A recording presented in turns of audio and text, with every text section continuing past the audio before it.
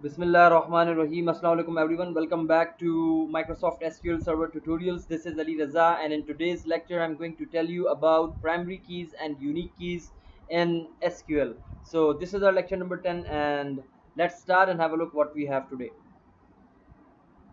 Alright guys, सबसे पहले तो हमारे पास यहाँ पर डेटाबेस है और इस डेटाबेस के अंदर जो है वो हमने काम करना है, तो एक न्यू क्वेरी ऐड कर लेते हैं। और अब कॉन्सेप्ट क्या है आज का जो टॉपिक है बेसिकली वो है प्राइमरी की और यूनिक की। हम इन दोनों के बारे में डिस्कस करेंगे आज, सही है। अच्छा, प्राइमरी की किसको कहते हैं? जिस तरह से देखें, एक आसान अल्फाज में समझने के एतबार से बता रहा हूँ। When we have a group of similar things just like humans, जब हमारे पास बहुत सारे इंसान हैं और वो आपस में एक साथ काम करते हैं तो उनमें एक लीडर होता है, जिस लीडर की बात सब लोग सुनते हैं, मानते हैं, ताकि बदमज़गी ना हो और झगड़ा ना हो और उसी के ज़रिए से सारी की सारी टीम को हम कंट्रोल कर सकें। बिल्कुल इसी तरीके से एक कंट्री को देख लें तो उसका भी एक लीडर होता है, एक क्रिकेट टीम का देख लें तो लीडर है, और एक घर में देख लें तो उसका भी एक हेड ऑफ द फैमिली है। तो हर जगह पर एक ऐसा बंदा या एक ऐसी चीज़ होती है जो के कंट्रोल कर रही होती है सबको, और जिसके ज़रिए से हर कोई एक्सेसिबल होता है। मतलब अगर मुझे जो है वो किसी कंपनी से कोई बिजनेस डील करनी है तो मैं उस कंपनी के एम्प्लॉय से नहीं बोलूँगा, मैं उस कंपनी के ओनर से बात करूँगा, तो फिर वो अप्रूव करेगा, तो फिर उसके एम्प्लॉयज़ उस प्रोडक्ट के ऊपर या उस चीज़ के ऊपर काम करेंगे। तो खैर, समझाने के एतबार से कह रहा हूँ कि हेड ऑफ द फैमिली या head of a cricket team, captain of a cricket team और फुटबॉल टीम और प्रेसिडेंट ऑफ अ कंट्री और prime minister of a country, कुछ भी कह लें आप। तो खैर, इसी तरीके से जब आप एक टेबल बनाते हो तो उस टेबल के अंदर आपने देखा है पिछले क्लासेस के अंदर कि हम कॉलम्स बनाते हैं। मतलब कस्टमर का नाम, कस्टमर की एज, कस्टमर का जेंडर, कस्टमर का फ़ोन नंबर, कस्टमर का एड्रेस, कस्टमर का शनाख्ती कार्ड का नंबर, कुछ भी। तो अब इनमें से किस कॉलम को हम जो है वो हेड बनाएं, तो अब उसके लिए हमें ये देखना पड़ता है कि हेड बनने की कैपेबिलिटी किस में है। फर्स्ट कर लें, मैं यहाँ पर एक टेबल बनाता हूँ, क्रिएट टेबल कस्टमर्स, जो कि हमारा टेबल है और इसके अंदर टेबल का नाम है। मतलब इसके अंदर हम एक टेबल बनाते हैं, मतलब कॉलम बनाते हैं कस्टमर आईडी, जो कि इंटीजर है, जो कि नॉट नल है, जो कि आइडेंटिटी भी है, जो कि हमने पिछली क्लासेस में पढ़ा है। कस्टमर का नाम जो कि होगा वेरिएबल कैरेक्टर और 40, और ये भी होगा नॉट नल। उसके बाद कस्टमर का एड्रेस, और ये भी होगा वारचार, और इसको हम दे देते हैं 100। एड्रेस लंबे भी होते हैं तो नॉट नल, तो लेंथ दे रहे हैं, हम स्पेसिफाई कर रहे हैं। फिर कस्टमर का फ़ोन, और यहाँ पर भी हमने दे दिया वेरिएबल कैरेक्टर 15, और ये भी हो गया नॉट नल। अब ये सारे के सारे आपके पास जो है वो क्या है, कॉलम्स हैं। अब इन कॉलम्स में कौन सा कॉलम कैपेबल है कि वो कैप्टन बन सके या वो मेन कॉलम बन सके, जिसके ज़रिए से हम सारे के सारे कस्टमर्स के डेटा को एक्सेस कर सकते हैं।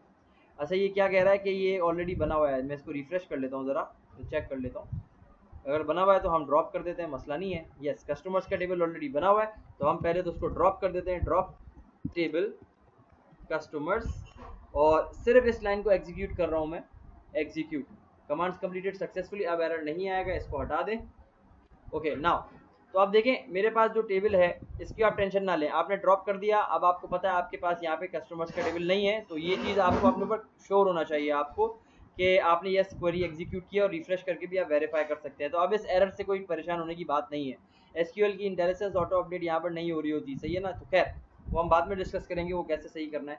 लेकिन फिलहाल आप देखें यहाँ पे सारे के सारे कॉलम्स आ रहे हैं। कॉलम्स के अंदर आप देखें आईडी है, आईडी जो है वो आपने आइडेंटिटी रखी है। दैट मीन्स के हर दफ़ा जब रिकॉर्ड इंसर्ट होगा तो यहाँ पे आएगा 1, फिर 2, फिर 3, फिर 4, ये ब्लैंक भी नहीं हो सकता। और इसके अंदर हर दफ़ा जो रिकॉर्ड एंटर होगा वो नया रिकॉर्ड एंटर होगा, 1, 2, 3, 4, मतलब कोई भी रिपीटेटिव रिकॉर्ड नहीं है इसके अंदर।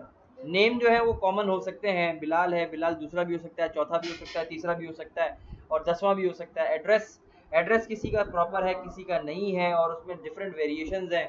तो ये भी कॉलम जो है वो आपके पास कैपेबल नहीं है कि ये कैप्टन बन सके। और फ़ोन नंबर भी जो है वो दो बंदों का एक सेम फ़ोन नंबर हो सकता है। लेट्स से दो ब्रदर्स हैं, दो सिस्टर्स हैं, या दो ब्रदर सिस्टर हैं, उन दोनों ने एक ही फ़ोन नंबर अपना दिया हुआ है।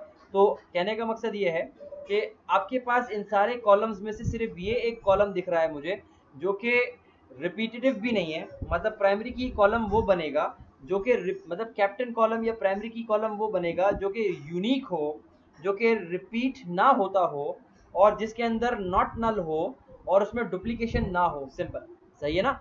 अच्छा, तो अब इस कॉलम को हम कहेंगे कि ये मेरा है प्राइमरी की कॉलम। दैट्स इट, इसको ऐसे लिखेंगे, प्राइमरी की। अब आपने इस कस्टमर्स के टेबल में बता दिया कि इस कॉलम को आपने हेड ऑफ द कॉलम बना लिया है। अच्छा, अब इसका फ़ायदा क्या है?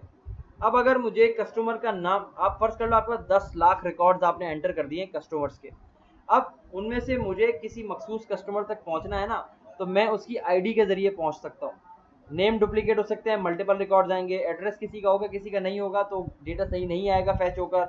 और जब मुझे रिट्रीव करवाना होगा डेटा, फ़ोन नंबर भी किसी का होगा किसी का डुप्लीकेट होगा, मुझे किसी मखसूस रिकॉर्ड तक पहुंचना है, तो मैं इस आईडी के जरिए, इस प्राइमरी की कॉलम के जरिए पहुंच सकता हूँ। सही है? अच्छा, अब इसी तरीके से CNIC भी है। अगर मैं यहाँ पे CNIC लिख दूँ और CNIC की डेटा टाइप दे दूँ मैं varchar 15 लेट से, और उसके बाद यहाँ पर मैं इसको कहूँ कि इसको भी प्राइमरी की बना लूँ, तो ये गलत होगा। क्यों? क्योंकि प्राइमरी की एक टेबल में एक ही बनती है। आई रिपीट अगेन, इसको गौर से सुने, प्राइमरी की एक टेबल में एक ही बनती है, क्योंकि एक टीम का एक ही कैप्टन होता है, तो प्राइमरी की एक टेबल में एक ही बनती है। आप एक टेबल में दो प्राइमरी कीज नहीं बना सकते। सही है भाई? आई होप यहाँ तक आपको क्लियर होगा। और प्राइमरी की के जरिए से ये एक स्ट्रॉन्ग कॉलम है जिसके जरिए से आप सारा काम कर सकते हैं। तो यहाँ तक आई होप आपको क्लियर होगा। तो कहने का मकसद ये है कि आप प्राइमरी की एक ही बनाओगे, बस यहाँ तक प्राइमरी की क्लियर है, और उसका कॉन्सेप्ट भी आई होप आपको क्लियर होगा। कुछ ना समझ में आया हो तो पूछ लीजिएगा। अब बात करते हैं यूनिक की। यूनिक और प्राइमरी की में डिफरेंस है, और अक्सर लोग इसमें कंफ्यूज होते हैं कि यार यूनिक भी है, प्राइमरी के अंदर भी तो यूनिक रिकॉर्ड ही जा रहा है, और यहाँ पर यूनिक का मतलब फिर क्या है अलग से? आप यूनिक का मतलब ये है यहाँ पर कि ऑफ कोर्स यूनिक जो कॉलम होगा वो भी हर किसी से मुख्तलिफ ही होगा, और ऐसा डेटा जो कि आपको पता है डिफरेंट डिफरेंट होगा, वो आप यूनिक कॉलम बना सकते हो। जैसे कि फ़ोन नंबर है, फ़ोन नंबर में आप जो है वो क्या कर सकते हो, इसको कह सकते हो यूनिक। आप इसके आगे लिख दें unique. Unique is a keyword, सही है? तो ये भी कंस्ट्रेंट है। हम सारे के सारे कंस्ट्रेंट्स पढ़ रहे हैं, प्राइमरी की कंस्ट्रेंट, और उसके बाद यहाँ पे यूनिक की कंस्ट्रेंट। तो आपने यूनिक की कंस्ट्रेंट बनाया है यहाँ पर फ़ोन नंबर को। इसका क्या मतलब है? आप डुप्लीकेट फ़ोन नंबर एंटर नहीं कर सकते, लेकिन समझ लो ये वाइस कैप्टन की तरह है।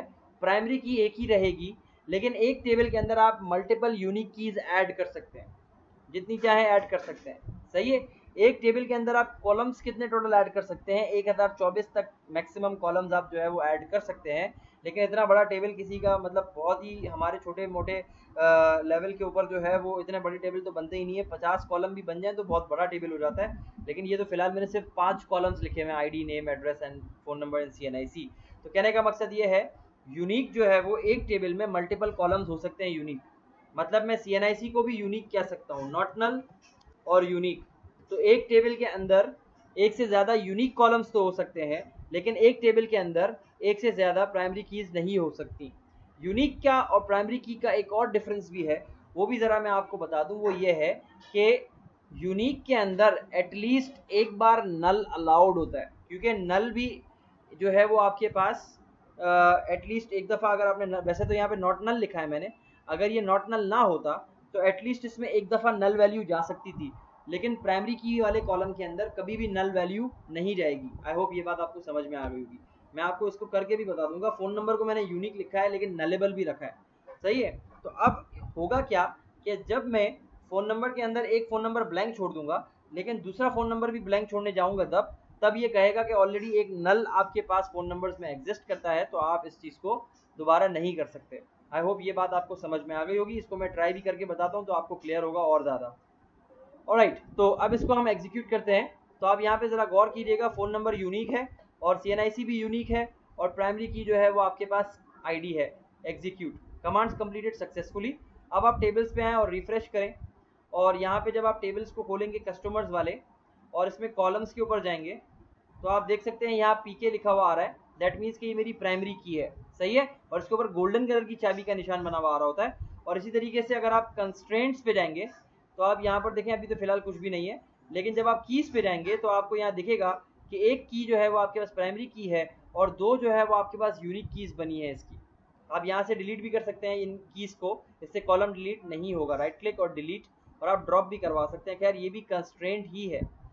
आगे चलते हैं, सही है ना भाई? आई होप यहाँ तक क्लियर होगा। प्राइमरी की और यूनिक की मैं फिर से रिपीट कर देता हूँ, फाइनलाइज कर देते हैं इस चीज़ को। Primary key and unique keys are same in some cases, लेकिन प्राइमरी की जो है वो एक टेबल में एक ही बनती है और यूनिक कीज एक टेबल में बहुत एक से ज़्यादा भी हो सकती है। यूनिक कीज के अंदर आप एटलीस्ट एक नल दे सकते हैं, लेकिन प्राइमरी की के अंदर कोई भी नलेबल वैल्यू नहीं जा सकती। ठीक है, अब इसको मैं आपको अगर इंसर्ट की क्वेरी लिख के बताऊं, इंसर्ट इनटू और कस्टमर्स और उसके बाद वैल्यूज़, और वैल्यूज़ के बाद यहाँ पर मैं दे दूँ कस्टमर का नाम, फर्ज कर लें फैयाज़, और उसके बाद एड्रेस में मैंने दे दिया यहाँ पे सदर, एंड देन मैंने यहाँ पे फ़ोन नंबर में दे दिया 12345, और बल्कि फ़ोन नंबर में मैं कुछ भी नहीं दे रहा, मैं नल पास कर रहा हूँ। ठीक है, तो यहाँ पर हमें कॉलम नेम्स भी देने पड़ेंगे, फिर मैं फ़ोन नंबर पास नहीं कर रहा, सी अंडरस्कोर नेम कॉमा सी अंडरस्कोर एड्रेस, फिर कॉमा सी अंडरस्कोर फ़ोन, ठीक, फ़ोन नहीं देना, और CNIC है। ठीक है, तो CNIC यूनिक है। अच्छा, अब मैं यहाँ पर जो है वो CNIC में मैंने डाल दिया 00000, 5 बार 0 मैंने एंटर किया है, और फ़ोन नंबर मैंने नहीं दिया है। तो अब ये इंसर्ट करवा के देखते हैं, ये देखें इंसर्ट हो गया। ठीक है, लेकिन अब मैं यहाँ पर अगर यहाँ पे डाल दूँ राशिद, लेट से एक और रिकॉर्ड, और एरिया में यहाँ पे मैं डाल दूँ लेट से कोरंगी, एंड उसके बाद CNIC सेम दे रहा हूँ मैं। अब क्या होगा देखिएगा, यहाँ पे वायोलेशन होगी कि आप यूनिक की है, आप इसके अंदर डुप्लीकेट एंटर नहीं कर सकते, CNIC डुप्लीकेट नहीं एंटर हो सकता। सही है, और आईडी तो वहाँ पर है ही। मैं यहाँ पे सिलेक्ट ऑल भी करके दिखा सकता हूँ, प्राइमरी की कॉलम इज द हेड है। सही है, अच्छा, तो कस्टमर्स, और यहाँ से हम इसको सिलेक्ट करवा लेते हैं और एग्जीक्यूट करते हैं।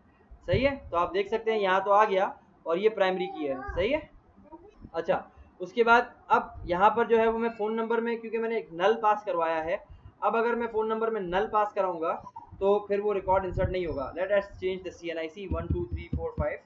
अब अगर मैं CNIC चेंज कर रहा हूँ, दूसरा रिकॉर्ड है, फ़ोन नंबर इसमें नल है, एरर आया। क्यों? क्योंकि आप डुप्लीकेट नल वैल्यू नहीं डाल सकते, ये यूनिक की कंस्ट्रेंट की वायोलेशन है। तो आई होप आपको समझ में आया होगा यूनिक की का क्या काम हो रहा है। और प्राइमरी की तो आपके सामने ऑटो इंक्रीमेंट मैंने आईडी वाले को बनाया था, तो इसका जो है वो आप जो है वो सिंपल डेटा आप देख सकते हैं यहाँ पे आ रहा है कि ये यूनिक होगा। अच्छा, अब यहाँ पे मैं फ़ोन नंबर के अंदर भी अगर दे दूँ फ़ोन नंबर, अब तो अब इंसर्ट हो जाएगा। यहाँ से सब हटाते हैं, सारे कॉलम्स दे देते हैं हम। फ़ोन नंबर पहले है तो यहाँ पे हम फ़ोन नंबर दे देते हैं 1 2 3 4 5 6 7 8 9, और इसके बाद हम इसको एग्जीक्यूट करते हैं। तो अब रिकॉर्ड इंसर्ट होगा। क्यों इंसर्ट हुआ? क्योंकि आपके पास फ़ोन नंबर डिफरेंट था तो इंसर्ट हो गया, CNIC भी डिफरेंट था तो इंसर्ट हो गया। तो आई होप यहाँ तक क्लियर होगा। और क्योंकि देखें जो क्वेरीज आपकी चली थी, मतलब अभी बीच में जो 2 एरर्स आए थे, तो क्योंकि आइडेंटिटी कॉलम की एक खासियत ये है कि उसके ऊपर कभी भी कोई भी क्वेरी चलेगी, अब वो सक्सेसफुल हो या अनसक्सेसफुल हो, वो काउंट करता रहता है। तो आप देखें चौथी दफ़ा में रिकॉर्ड काउंट हुआ है, तो इसलिए ID नंबर 4 आ रहा है यहाँ पे। आई होप यहाँ तक ये बात क्लियर होगी आप लोगों को। सो आई होप कि प्राइमरी की और फॉरेन की क्लियर है। So that's all for today. Hope you have enjoyed today's tutorial, and if you haven't subscribed yet, don't forget to press the subscribe button and share my lectures to your community, and do write me in the comments if you haven't understand anything. And last but not the least is the bell icon. Please press the bell icon for all notifications so that you can get my all videos as soon as possible, and you'll become the first viewer hopefully. So thank you so much, take care, Allah Hafiz, see you in the next video.